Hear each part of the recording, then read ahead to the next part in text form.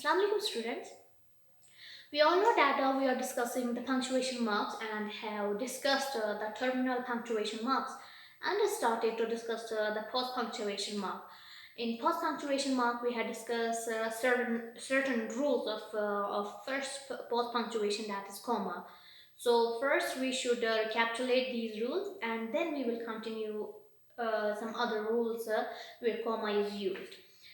First rule is that when we separate items in a list, we use a comma. Secondly, it is used when we address someone. Third, in emails, letter, or application. Where in salutations, like we say, "Dear Sir," "Dear Madam," "Father," or name of a person, or it may be your friend. And at the closing of an email, letter, or application, like yours faithfully, comma, yours sincerely, comma, yours truly, comma. Okay, these rules we have already discussed. Now, the fourth rule where comma is used.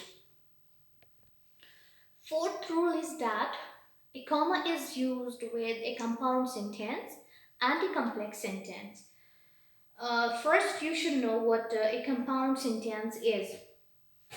When two independent clauses are combined or joined by a coordinating conjunction, that is known as compound sentences. But you should also know what an independent clause is.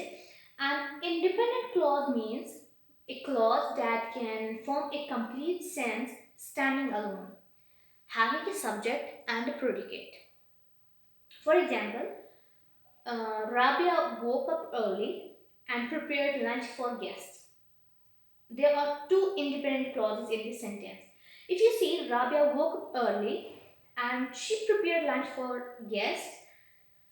Um, both are independent clauses. They are not dependent on each other. These two sentences are joined together by and, which is a coordinating conjunction. And whenever you use coordinating conjunction in a compound sentence, you need to add a comma before coordinating conjunction. Like in the example, I have used a comma before a coordinating conjunction and. Okay, is it clear? In a compound sentence, when we join two independent clauses with a coordinating conjunction, we always used a comma before coordinating conjunction. Okay. Next is it's used in a complex sentences. We should also know what is a complex sentence. You know, in a complex sentence or in this type of sentence, there is one dependent clause and an independent clause. For example, when I went there, she was cooking in the kitchen. When I went there, that is a dependent clause. It depends on the next part of the sentence. That is, she was cooking in the kitchen, and that is an independent clause.